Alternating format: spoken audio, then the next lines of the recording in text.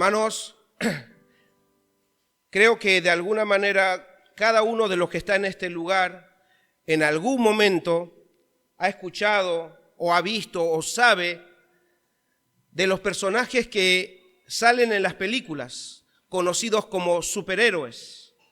Puede ser que alguno conozca a Superman, a Batman, o haya escuchado de ellos, Spider-Man, etc. No estoy haciendo una propaganda de ellos, solamente quiero que pensemos en esto. Estos hombres han llamado la atención de niños y de grandes porque tienen una capacidad de resolver todo tipo de conflicto y derrotar a sus enemigos solos.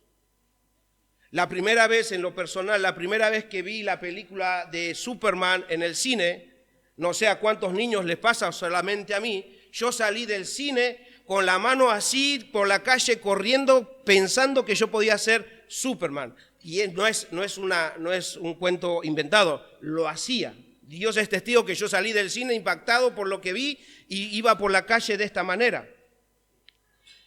Pero a medida que fui creciendo me di cuenta que esos personajes solamente existen en las pantallas.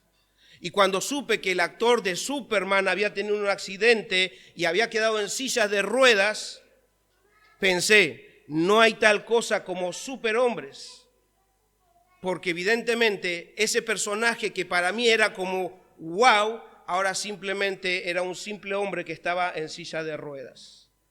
Bueno, algo así le pasa a muchos cuando leemos de los personajes de la Biblia, como por ejemplo Moisés, David, Daniel, Pedro, Pablo, etc. Al escuchar o al leer sus historias nos parecen superhombres, o mujeres incluso como Débora o la reina Esther, que destacan dentro de todo lo que es la Biblia. Hay muchos otros personajes, pero ellos destacan por todo lo que hicieron. Pero hermanos, la misma Biblia nos hace ver que estos personajes eran simples hombres y mujeres que también envejecieron, se debilitaron y murieron. Hermanos, con esto quiero que pensemos que nosotros estamos a punto de finalizar el 2024 y si ustedes ven, nosotros seguimos vivos y perseverando en la fe, pero no porque seamos superhombres o sean supermujeres, sino porque Dios nos ha sostenido y en cada circunstancia que nos ha tocado vivir a lo largo de este año, porque cada uno ha tenido que vivir distintas circunstancias, debe saber que si hoy está en pie, si hoy está en este lugar, si hoy todavía está perseverando en la fe, es porque Dios así se lo ha permitido. No porque sean mejores o superhombres. Ahora, ¿qué traerá el próximo año? ¿Qué vendrá para cada uno de nosotros el próximo año? Solo Dios lo sabe, hermanos. Pero podríamos prepararnos para recibir el 2025 pensando en una nueva palabra que nos puede ayudar no solamente un año, sino toda nuestra vida cristiana, como las otras dos palabras que aprendimos hasta ahora. Esas dos palabras que aprendimos el anteaño pasado, el año pasado, no es simplemente para el transcurso del año, sino para nuestra vida completa y espiritual. ¿Quiénes se acuerdan de esas dos palabras que aprendimos hasta ahora? Si lo pueden decir fuerte, por favor. No sé, no están tan convencidos. Bien, upomone y autarquía. Obviamente no voy a desarrollar eso, ustedes ya lo han escuchado. Si quieren escucharlo de nuevo pueden hacer y buscarlo en YouTube. Pero esta vez la palabra que vamos a aprender está en hebreo, ya no en griego, y es la palabra kaved, K-A-B-E-D. Básicamente esta palabra expresa la idea de algo que es muy pesado o sobrecargado. Y con esto, esta palabra nos lleva a entender que esa carga o esa sobrecarga no lo puede llevar uno solo. Y es por eso que he titulado esta exposición La necesidad de caminar junto a otros. Oro a Dios, hermanos, para que el Espíritu Santo use estos tres relatos que tenemos esta mañana para darnos la convicción de que en nuestra humana debilidad necesitamos la ayuda y la compañía de otros. Entonces, el primer punto que vamos a ver en estas tres escenas que están en el relato que leímos al principio es que debemos luchar junto a otros. Ese es el primer punto que vamos a ver. Luchemos junto a otros. Vayamos a nuestro texto entonces de esta mañana. Versículo 8 al 10 dice: Entonces vino Amalec y peleó contra Israel en Refidín, y dijo Moisés a Josué: Escógenos varones y sal a pelear contra Amalec. Mañana yo estaré sobre la cumbre del collado y la vara de Dios en mi mano. E hizo Josué como le dijo Moisés, peleando contra Amalec, y Moisés y Aarón y Hur subieron a la cumbre del collado. Hermanos, en esta parte de la historia, yo les decía al principio que hay un quiebre, porque esta es la primera vez que los hijos de Israel van a pelear en una guerra. Si ustedes siguen la historia, no habían peleado nunca en una guerra los hijos de Israel. Ahora bien, ellos experimentaron muchas cosas de Dios por medio de la mano de Moisés. Y después de haber visto cómo Moisés, por ejemplo, con la vara de Dios en su mano, él trajo las plagas a Egipto. Ustedes si ven el relato, siempre que vino las plagas, él tenía la vara en su mano. Ahora, cuando Moisés se encontraba en el mar y los enemigos detrás, ¿qué hizo Moisés? Levantó la vara y se abrió el mar y cruzaron en seco.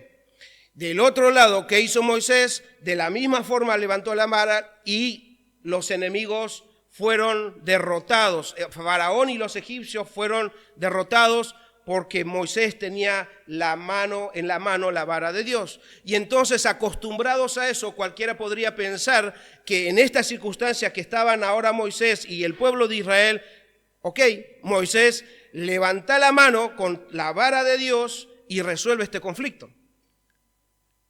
Pero no fue así. Esta vez los hijos de Israel debían pelear contra sus enemigos y lo debían hacer todos juntos, porque Moisés no lo podía hacer solo. Veamos el versículo 11, dice: Y sucedía cuando alzaba Moisés su mano, Israel prevalecía, mas cuando él bajaba su mano, prevalecía Amalec. Y las manos de Moisés se cansaban. Y ahí está el término que nosotros debemos meditar. Es la palabra kabet. ¿Qué quiere decir esto? Que cuando Moisés levantaba su mano, en el transcurso del tiempo esto le era muy pesado. Por eso se cansaba, por eso era kabet para Moisés. Por lo que tomaron una piedra y la pusieron debajo de él y se sentó sobre ella. Y Aarón y Hur sostenían sus manos, el uno de un lado y el otro del otro. Así hubo en sus manos firmeza hasta que se puso el sol. Hermanos, es notable cómo el autor quiere que notemos la humana debilidad de Moisés. Es evidente que no era un superhéroe, no era un superhombre, porque las manos de Moisés se cansaban, dice el texto, como cualquiera de nosotros. Ahora, es por eso que Moisés necesitó la ayuda de otros. Y fue Dios que en su providencia le dio en ese momento a Aarón y a Hur para que estuvieran junto a él y sostuvieran sus manos. Y a Josué con los demás varones para que peleen cuerpo a cuerpo contra Amalec. Y les hago un desafío. Cuando vuelvan a sus casas o en la semana, agarren un palo de escoba, no sabemos cuánto pesaba la vara de Aarón, pero agarren un palo de escoba y manténganse así. Pongan cronómetro y manténganse así. Y vean cuánto pueden soportar. Pongan cronómetro y vean, y no la tienen que bajar. Y si la bajan, ya es porque ya perdieron ahí. Ahí tienen que parar el cronómetro. Háganlo. Y van a ver que es kabet. Es pesado. Aunque parezca vos lo levantás, re liviano, ok. Levantalo y dejalo ahí mucho tiempo y van a ver que es pesado. Estos hombres, hermanos, que fueron a la guerra, no eran hombres de guerra. Nunca debemos olvidar el contexto de lo que está sucediendo. Ellos nunca fueron a la guerra, no eran hombres de guerra, ellos eran hombres que trabajaban las tierras y los animales en Egipto. Pero leemos acá que en el versículo 13 dice que Josué deshizo, derrotó a Amalec y a su pueblo a filo de espada. O sea, estos hombres granjeros, estos hombres que cultivaban, que cuidaban animales, vencieron a hombres de guerra. Y pregunta entonces, ¿quién fue el héroe de esta batalla? ¿Moisés o Josué? Moisés estaba en un lado, Josué estaba en otro. ¿Quién de ellos fue el héroe de esta historia? Ninguno de ellos, hermanos. Si bien son nombrados y eran protagonistas de esta historia, ellos por sí solos no iban a poder vencer a Amalec, porque esto era cabed para ellos, era pesado, una carga que ellos solos no lo iban a poder llevar adelante o no iban a poder vencer. Vemos en la historia que ambos, tanto Moisés de un lado como Josué del otro, necesitaron de otros hombres. Esos otros hombres los ayudaron para que tengan la victoria. Pero por sobre todo, los hijos de Israel vencieron porque contaban con el respaldo y la compañía y la ayuda de Dios. Él es el héroe de esta historia. Moisés ya lo había dicho antes, Jehová peleará con vosotros. O sea, si ustedes leen capítulos antes van a encontrar muchas referencias a esto. Jehová peleará por vosotros. Por lo tanto, no fue ni Moisés ni Josué los héroes, sino nuestro Dios. Él les dio la victoria. Y es por eso que Josué no levanta un altar a su nombre y tampoco levanta un altar al nombre de Josué ni de ninguna de las personas que estaban ahí. Dice el versículo 15, y edificó Moisés un altar y le puso por nombre, el Señor es mi estandarte. Hermanos, en esta escena que nosotros vemos acá, de lucha, de conflicto, mientras ellos iban a tener que ir caminando rumbo a la tierra prometida, puede ser aplicado a nuestras vidas espirituales. Estas luchas que nosotros vemos en el pasado no deben quedar solamente como historia, porque si no solamente quedaría para ellos y nada para nosotros. Por eso les pregunto, les animo a esto. Levanten la mano quienes no tengan lucha contra el pecado. O levante la mano el que vive su cristianismo sin ninguna dificultad ni tropiezo en este mundo. Ok, ninguno. Eso quiere decir, hermanos, que todo el que es parte de la iglesia de Cristo mientras camina hacia la ciudad celestial estará y está en constante lucha. Hermano y hermana, mientras vivas tendrás que luchar contra las maquinaciones de Satanás. Tendrás que luchar contra los ataques filosóficos de este mundo. Tendrás que luchar con tu propia carne, con tu propio pecado. Y tendrás que luchar contra las falsas enseñanzas que atacan tu fe y la santidad de la iglesia. Hermano, hermana, esta lucha del pasado es la lucha de nuestros días y la lucha que nosotros llevamos como cristianos es real, no es ficción, no es una película, es real. Entonces, como es real, te animo a que no intentes ser el héroe de tu historia.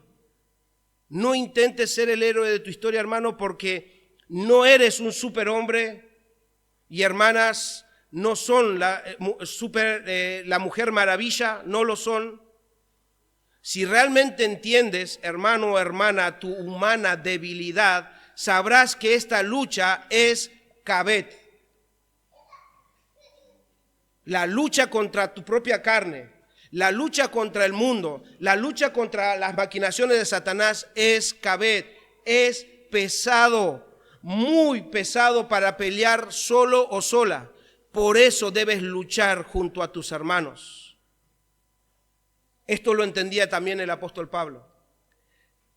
Voy a leer en la Nueva Versión Internacional, Filipenses capítulo 1, versículo 27 al 28. Escuchen lo que dice Pablo a los hermanos, hablando de la lucha que tiene cada uno como cristiano.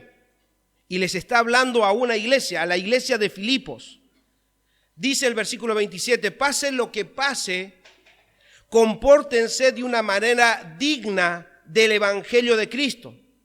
De este modo, ya sea que vaya a verlos o que esté estando ausente, solo tenga noticias de ustedes, sabré que siguen firmes en un mismo propósito, luchando unánimes por la fe del evangelio.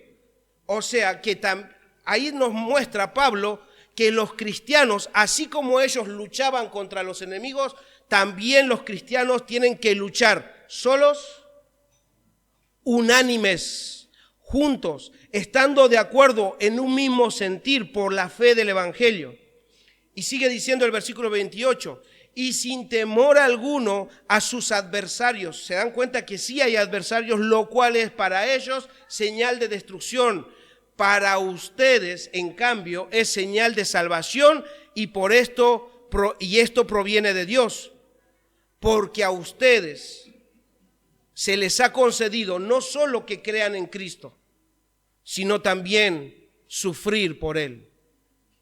Hermanos, a ustedes, no dice a vos o a vos, a ustedes, a todos juntos les ha concedido no solamente el creer en Cristo, sino también el sufrir por Él. Entonces no sufran solos, no peleen solos, no luchemos solos, porque si queremos avanzar y tener victoria en nuestras vidas cristianas, debemos recordar que contamos primeramente con Cristo y el Espíritu Santo en nosotros, y creo, hermanos, que eso lo sabemos todos. Todos están convencidos de que cuentan con la presencia de Dios en nuestras vidas. Pero lo que posiblemente a partir de esta palabra de Cabet tengamos que aprender, hermanos, lo que posiblemente tengamos que aprender es a dejar el orgullo y el espíritu individualista que está ligado a nosotros y pelear contra el pecado, ayudándonos unos a otros. No lo pueden hacer solos, porque es Cabet. Hermano, hermana, el pecado mora en vos. Lo hemos estudiado los sábados. El pecado mora en nosotros. Y aun cuando anheles hacer la voluntad de Dios, te vas a dar cuenta que hay una oposición dentro tuyo. Entonces, el pecado que mora en vos no debes subestimarlo. Es una fuerza activa. Es sutil, es engañosa y es destructora. Que cuando caemos en ella, en esas mentiras, en ese engaño del pecado, hermano, ¿sabe qué? ¿Sabe lo que se convierte para nosotros cuando caemos en el pecado? Se convierte en un gran peso que nos aplasta y nos deja sin fuerzas. Por eso el salmista en el Salmo 38:4, voy a leer en Dios habla hoy, dice esto: mis maldades me tienen abrumado, son una carga, son la misma palabra hebrea, son Cabet, que no puedo soportar. Y esto no lo entendía solamente el salmista, sino también el apóstol Pablo. Y es por eso que el apóstol Pablo en Gálatas le decía a los cristianos que obedezcan y aprendan a sobrellevar los unos las cargas de los otros. Sobrellevar las cargas, porque el pecado es una carga que nosotros no podemos llevar solos. Y las maquinaciones del enemigo tampoco, y las influencias de este mundo tampoco. Por eso es que necesitamos de la ayuda de otros. No lo podemos hacer solos, hermanos. Vayamos a la segunda escena.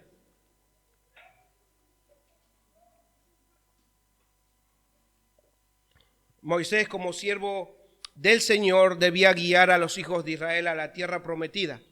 Eso significa que mientras él guiaba, tenía una tarea que hacer por delante. Y lo segundo que vamos a ver es que debemos servir junto a la ayuda que Dios provee. Servir junto a la ayuda que Dios provee es el segundo punto. Y veamos versículo 1 al 4 del capítulo 18. Es la segunda escena. Oyó Jetro, sacerdote de Madián, suegro de Moisés, todas las cosas que Dios había hecho con Moisés y con Israel, su pueblo, y cómo Jehová había sacado a Israel de Egipto. Y tomó, escuchen este dato por favor, y tomó Jetro, suegro de Moisés, a Séfora, la mujer de Moisés, después que él la envió, y a sus 2 hijos. El uno se llamaba Gersón, porque dijo, forastero he sido en la tierra ajena, y el otro se llamaba Eliezer, porque dijo, el Dios de mi padre me ayudó y me libró de la espada de Faraón. Hermanos, no sabemos bien cuáles fueron las razones por las que Moisés decidió enviar a su esposa y a sus hijos con su suegro. No nos dice, pero sí es claro que Moisés se había apartado de su familia para seguir guiando a los hijos de Israel rumbo a la tierra prometida. Pero, ¿escucharon los nombres de sus hijos? Era parte de lo que Dios había hecho para él. Su esposa estaba ahí, había tenido su esposa cuando él estaba solo en un lugar. Y cualquiera podría pensar que Moisés estaba olvidando lo que él mismo escribió o lo que Dios dijo en la creación. ¿Qué es lo que él escribió? Escúchenlo, él escribió esto. Y Dios dijo esto al principio. En Génesis 2, en Génesis 2:18, dice, no es bueno que el hombre esté solo.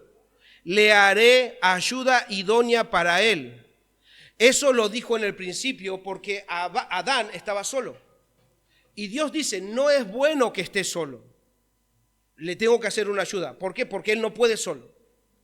Ahora, ¿era bueno que Moisés esté solo? ¿Y por qué los dejó ir? ¿Por qué se apartó de ellos? Hermanos, Séfora y sus hijos no eran responsabilidad directa de Jetro. O sea, no se le dio a los abuelos cuidar a sus hijos, a los hijos de sus hijos, a sus nietos. No se le dio al padre cuidar a una mujer que ya esté casada. No es responsabilidad de ellos, era responsabilidad de Moisés. Y evidentemente su suegro se lo iba a recordar. Versículo 5 dice, y Jetro, el suegro de Moisés, con los hijos y la mujer de este vino a Moisés en el desierto donde estaba acampando junto al monte de Dios. Y dijo a Moisés, yo tu suegro, Jetro, vengo a ti con tu mujer y sus 2 hijos con ella. Acá están, son tu responsabilidad. O sea, vos tenés que guiarlos, vos tenés que estar cuidándolos, no yo. O sea, pero quería hacer mejor el trabajo y si era mejor sin estorbos. No, no son estorbos, son lo que Dios le ha dado. Es más, le puso el nombre a Eleazar porque Dios me ayudó cuando estaba solo. O sea, y ahora los estaba alejando.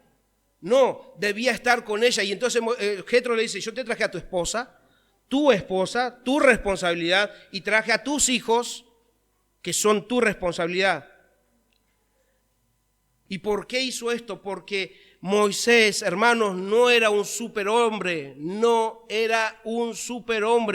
pero sí era súper necesario que esté junto a su esposa mientras servía a Dios guiando al pueblo.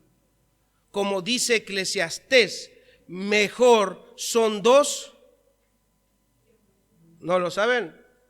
¿Qué dice? ¿Mejor? Mejor son 2 que 1. Entonces, no era bueno que Moisés esté solo. Aparte, hermanos, si Dios hubiera querido que Moisés sirva solo, no le hubiera provisto de una esposa e hijos, como sucedió, por ejemplo, ¿con quién? Con el apóstol Pablo. ¿El apóstol Pablo tuvo esposa? No. ¿Tuvo hijos? No. ¿Por qué? Porque Dios quiso que él sirviera solo, por eso no le dio el don de matrimonio. Pero Moisés sí tuvo el don de matrimonio, sí tuvo el don de hijos y entonces debía ser responsable. Moisés con su esposa eran una sola carne. Séfora era la ayuda que Dios le había provisto. Entonces no podía ni debía estar separado de ella. Era su ayuda, porque tarde o temprano la tarea que él llevaba, y si lo llevaba solo, como vamos a ver en la otra escena, iba a ser Cabed, y era necesario tener ayuda para servir a Dios. Pero vemos una nota extra ahí, que en este reencuentro familiar le dio a Moisés la oportunidad de dar testimonio de la obra de Dios. Leemos versículo 8 y 9, dice, y Moisés, después de haber recibido a su suegro, dice que contó a su suegro todas las cosas que Jehová había hecho a Faraón y a los egipcios por amor de Israel, y todo el trabajo que había pasado en el camino y cómo los había librado Jehová. Y se alegró Jetro de todo el bien que Jehová había hecho a Israel al haberlo librado de la mano de los egipcios. Hermanos, ¿cómo no llenarse de gozo y adoración hacia Dios al escuchar esas maravillas? Al escuchar cómo poderosamente Dios los había librado de las manos de los egipcios. Cómo Dios los había amado, cómo Dios había amado tanto a este pueblo.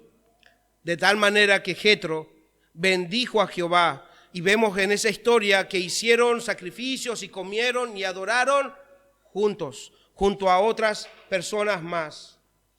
Hermanos, esta segunda escena también puede ser aplicada a nuestras vidas. ¿Cómo?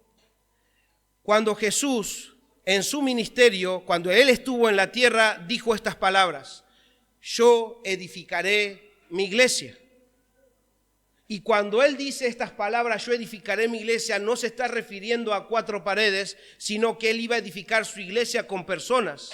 Eso quiere decir que cada miembro de la iglesia, es Dios poniendo a estos miembros para que estén juntos y se ayuden mutuamente. Por lo tanto, no podemos ni debemos intentar servir a Dios haciendo a un lado la ayuda que Dios nos ha dado. Hermano, hermana, los que están sentados a tu alrededor, adelante, atrás, a tus costados, son la ayuda y la compañía que necesitas y que Dios te dio para que mientras camines, mientras peregrines a la ciudad celestial, puedas contar con ellos. Dios provee porque sabe que no es bueno que estén solos. No es bueno que estén solos. Entonces Dios va añadiendo a la iglesia, ¿quiénes? Los que han de ser salvos. ¿Para qué? Para que se ayuden, se edifiquen mutuamente según la capacidad que Dios les ha dado a cada uno. Hermanos, si Dios quisiera llaneros solitarios, si Dios quisiera que vivas tu cristianismo aislado de tus hermanos, pensá en esto.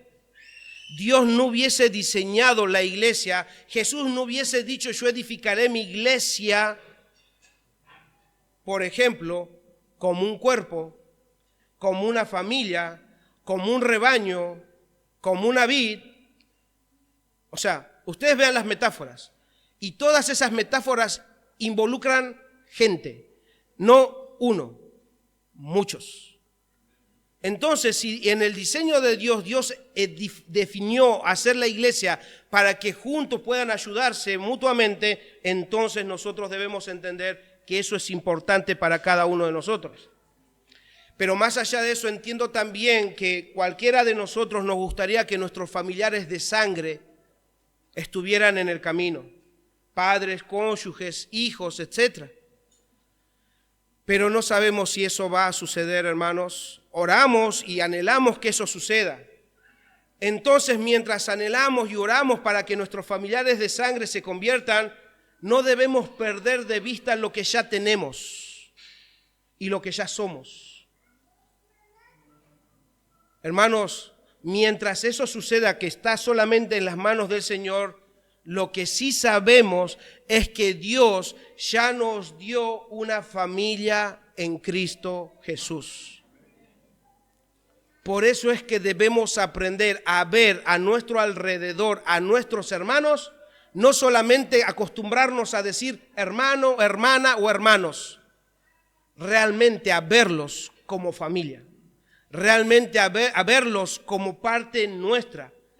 El Señor Jesús mismo lo dijo en Mateo 12:50, cuando le dijeron, Maestro, tu madre y tus hermanos te buscan. Eran de sangre. Pero ¿qué dijo Jesús? ¿Cómo él veía los aspectos de sangre y los aspectos espirituales? Jesús dijo esto, porque todo aquel que hace, Mateo 12:50, porque todo aquel que hace la voluntad de mi Padre que está en los cielos, ese es mi hermano y mi hermana y mi madre. ¿Se ven de esa manera, hermanos?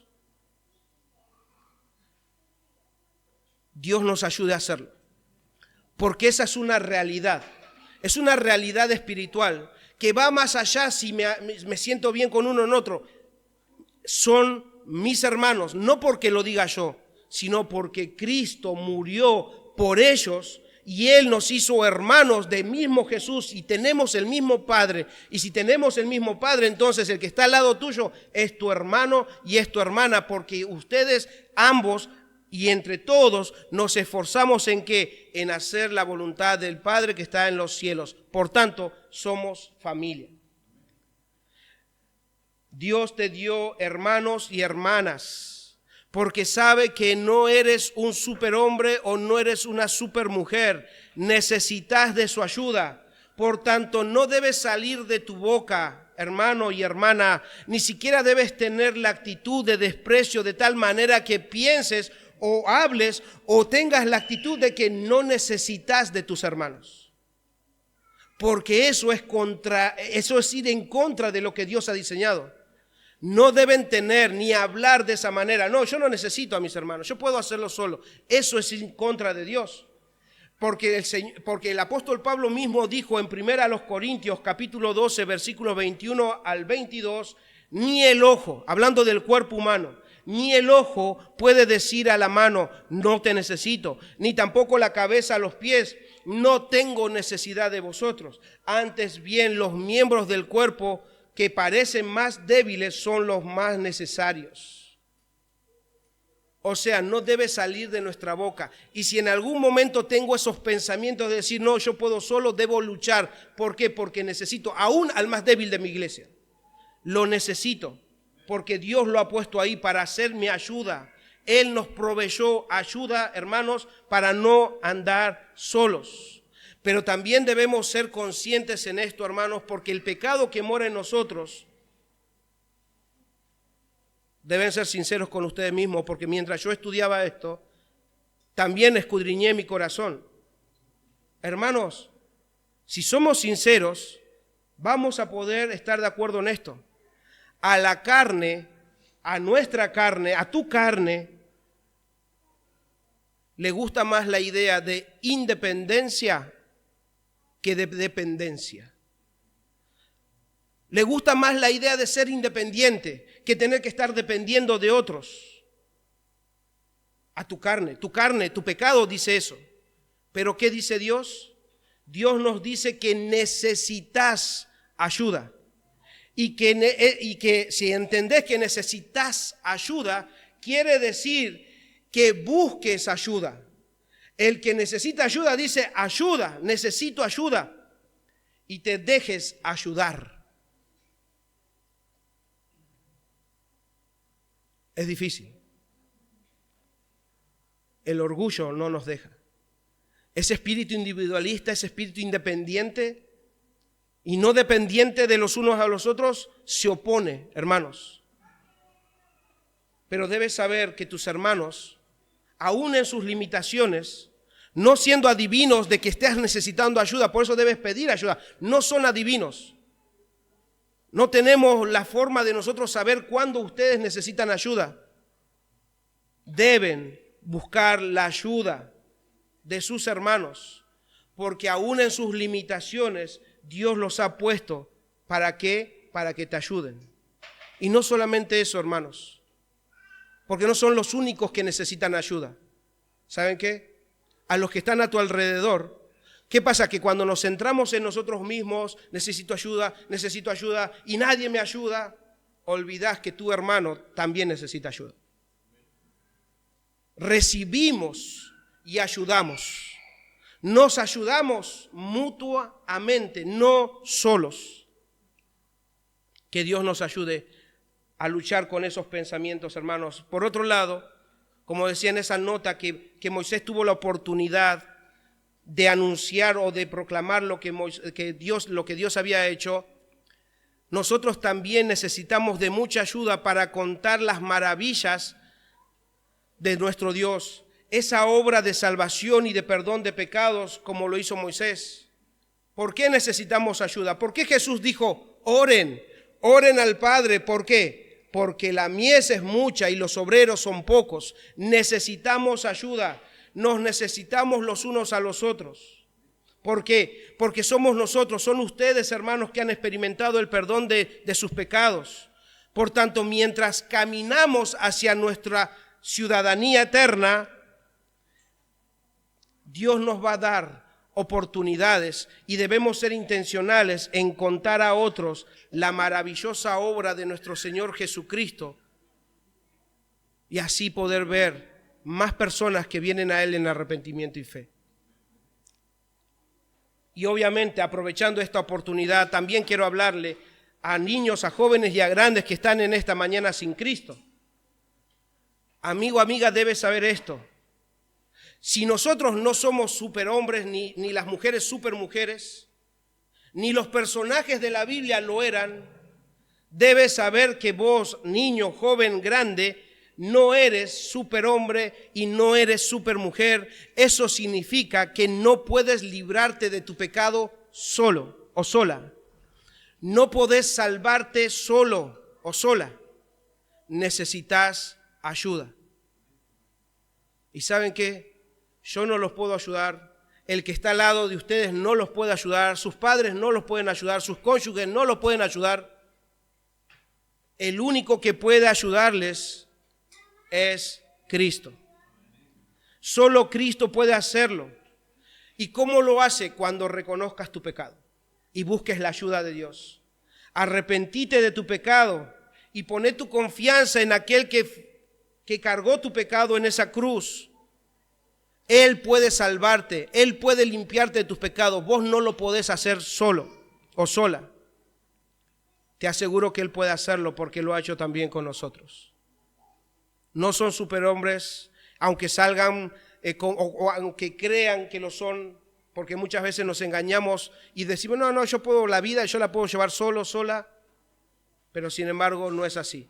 Te das cuenta que vas a estar frustrándote una y otra vez. ¿Por qué? Porque necesitas a Cristo. Dicho esto, vayamos a la tercera escena.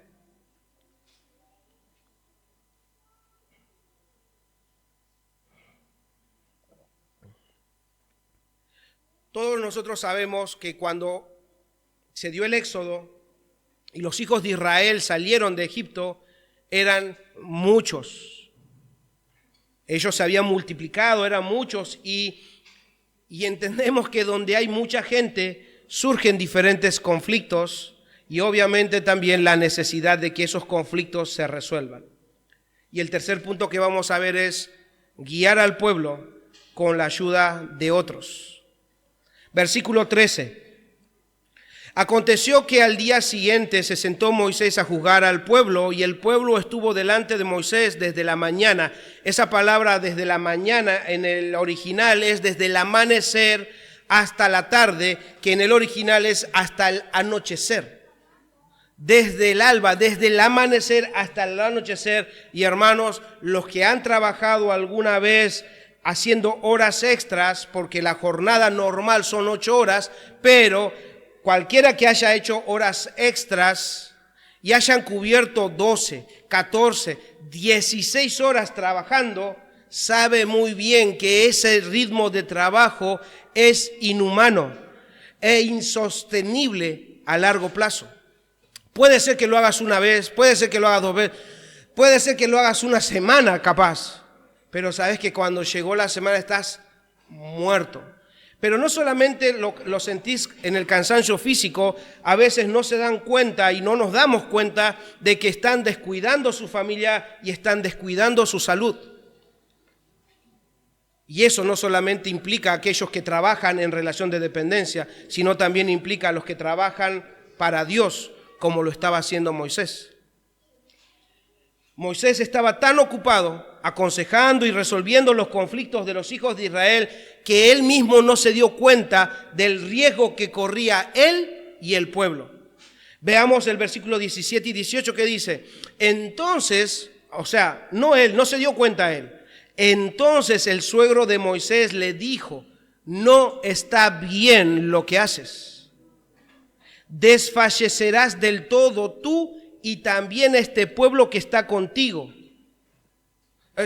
Desfallecerás, te cansarás, te debilitarás tú y la gente. Porque el trabajo, escuchen por favor, porque el trabajo es demasiado pesado. Ahí está otra vez la palabra Kabed. Porque este trabajo es Kabed para ti. No podrás hacerlo tú solo. Evidentemente alguien debía decirle a Moisés que no era un superhombre. Y esto que estaba sucediendo con el pueblo no era una película, era la vida real y no iba a poder soportarlo solo. O sea, él no se estaba dando cuenta, pero tarde o temprano esto iba a terminar mal, iba a desfallecer. Y es por eso que Jetro dice lo siguiente, oye ahora mi voz, yo te aconsejaré y Dios estará contigo. Está tú por el pueblo delante de Dios y somete tú los asuntos a Dios y enseña a ellos las ordenanzas y las leyes, muéstrales el camino por donde deben andar y lo que deben hacer, lo que han de hacer. Además escoge tú de entre todo el pueblo varones de virtud, temerosos de Dios, varones de verdad, que aborrezcan la avaricia, y ponlos sobre el pueblo por jefes de millares, de centenas, de 50 y de 10. Hermanos, Moisés no debía intentar ser el héroe de la historia. Solo debía ver y aprender a ver su realidad. Él era un simple hombre y en su humana debilidad necesitaba la ayuda de otros hombres temerosos de Dios para juzgar con sabiduría los asuntos del pueblo de Dios y no morir en el intento. Necesitaba de la ayuda de otros. Versículo 23 dice, si esto hicieres y Dios te lo mandare, tú podrás sostenerte y también todo el pueblo irá en paz a su lugar. Y vemos que la historia nos muestra que Moisés lo hizo así. Con la ayuda de otros siguió sirviendo al Señor, al pueblo y al pueblo. Él se dedicó a interceder por el pueblo, a enseñarles la palabra de Dios, a indicarles las leyes y los decretos que Dios le había encomendado. Pero él aprendió ¿a qué? A delegar a otros para que lo ayuden a guiar y a juzgar al pueblo. Hermanos, las 3 escenas que vimos hoy demuestran que Moisés era un hombre común y corriente como nosotros y que necesitó de otras personas para luchar, servir y guiar al pueblo de Dios sin desfallecer, porque la tarea que tenía por delante era Kabed. Era muy pesado para que él lo pueda hacer solo. Y esta tercera escena también quiero aplicarla para nosotros, para que el Espíritu de Dios nos pueda convencer que estas 3 escenas tienen un patrón común que pueden ser aplicados a nosotros. Y lo primero que debemos aplicar a esto, ¿para qué nos sirve esta historia? Es para recordar que ningún personaje a lo largo de toda la historia bíblica era suficiente para salvar o juzgar al pueblo. Ninguno. Pero eso es bueno. ¿Por qué? Porque cada personaje de la Biblia, como los nombré, Moisés, David, Daniel, los personajes de la Biblia no eran suficientes, pero sí eran usados por Dios en ese momento, pero no completamente, porque no eran hombres débiles. Ellos, estos personajes de la Biblia, eran una sombra del verdadero, completo y suficiente Salvador Jesucristo. A diferencia de los personajes de la Biblia, Jesús peleó contra el enemigo solo. Él fue a la cruz solo. Él derrotó a Satanás, a la muerte y al pecado solo. Él es el completo y suficiente Salvador, y con su muerte y su resurrección pudo garantizar la victoria y la vida eterna a todos los que confían en Él.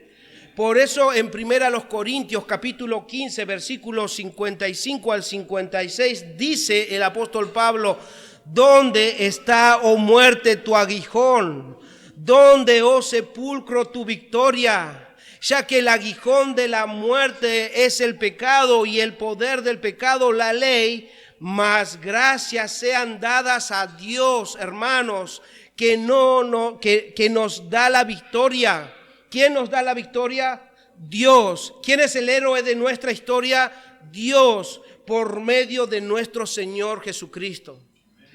Es por medio de nuestro Señor Jesucristo, por esa obra que Él, solamente Él pudo hacerlo solo, que nosotros hoy somos más que vencedores. O sea, hermanos, sí, hay un héroe. Hay un héroe en esta historia, y ese héroe no eres vos, hermano, o no eres vos, hermana. Ese héroe es Cristo. Y no es un personaje de ficción. Cristo, aunque lo pongan en películas, no es un personaje de películas. Cristo es un ser real y es un ser poderoso, y Él venció y nos salvó y nos guía ahora en la morada eterna junto a Él. Lo segundo que podemos aprender de esta historia es que mientras caminamos rumbo a nuestro destino eterno, nos necesitamos los unos a los otros. Vimos en esta historia que el pueblo no resolvía sus asuntos solos. ¿Qué hacía cuando tenían problemas el pueblo? Los hijos de Israel, ¿qué hacían? Buscaban consejo para hacer la voluntad de Dios. O sea, ellos no podían hacerse los valientes. Ellos no estaban designados para decir: no, ¿para qué vamos a ir a Moisés? No, si nosotros lo podemos hacer solos, si somos pueblo de Dios también. No, ellos buscaban el consejo de Dios. Dios nos ayude, hermanos, a ser humildes para llevar nuestro caso, nuestras dificultades, nuestras decisiones primeramente a Cristo, pero también a entender que Cristo ha designado a personas en la iglesia para pedir consejo, para que puedan ser guiados y estar seguros de que están haciendo la voluntad de Dios. Como les dije, si Él no lo hubiese hecho así, si Él no quisiera esto, Él no hubiese puesto a hombres en la iglesia para guiar la iglesia. Si cada uno lo podía hacer solo, bueno, manéjense. Piensen en esto: ¿por qué el Señor no los llevó simplemente y los dejó a sus expensas? Listo, ya están liberados, ya no son más esclavos de Egipto. Manéjense, disfruten de su libertad. No, es más, leímos hoy que todavía Dios a este pueblo ya salido de Egipto les está dando requisitos, mandamientos, instrucciones, y en el final de la lectura de hoy dice que hagan todo lo que Él les había mandado hacer. Hermanos, el orgullo muchas veces nos lleva a responder con palabras disfrazadas de piedad. Y lo que pasa es que no quiero ser una carga para nadie, no quiero molestar a nadie. Pero si escudriñamos bien el corazón, hermanos, y esas motivaciones que nos lleva a hablar de esa manera, la realidad es que no queremos depender de la ayuda de otros. No queremos depender de la ayuda de otros. Pero el Señor nos está enseñando por medio de esta palabra, es que ustedes, hermanos y hermanas, van a tener momentos donde van a sentir el peso del rigor. Ya sea en el matrimonio, van a sentir que hay un peso ahí. Ya sea en la crianza de sus hijos, van a sentir que hay un peso ahí. van a haber momentos en su vida cotidiana que van a tener que tomar decisiones y no van a saber qué hacer y van a tener un peso ahí. Porque eso es Kaved para nosotros. Dios no quiere que lo hagamos solos. Necesitamos la ayuda de otros. Hermanos, siempre va a estar la tentación de resolver las dificultades de la vida y llevar la carga solos. Van a tener esa dificultad, pero hoy, aprendiendo esto, ¿por qué tenemos que aprender esto todos? ¿Por qué la palabra Kaved tiene que estar en nuestra mente todos los días de nuestra vida? Porque vos vas a escuchar a tu hermano o a tu hermana un día diciendo que no está bien, diciendo que está pasando dificultad, diciendo esto. Si Dios lo permite y aprendemos esto, vas a escuchar eso. Si no, simplemente en el orgullo uno se va a callar. Pero cuando escuches, recordale esto. Hermana, hermano, aprendimos esto. Es Kaved. Y sean como Jetro. Cuando vio que lo estaba resolviendo solo, Moisés, ¿qué le dijo? No está bien lo que haces. Y hoy puedo decirte, hermano, si estás haciendo las cosas solas, si estás llevando las cargas solo o sola, no está bien lo que haces. Vas a desfallecer porque es Kaved. Es muy pesado para vos solo o para vos sola.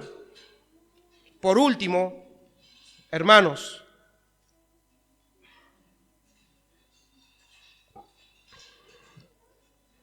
sabemos que el Señor le ha dado a la iglesia pastores para guiar, enseñar, amonestar y capacitar a la iglesia para la obra del ministerio por medio de la palabra de Dios.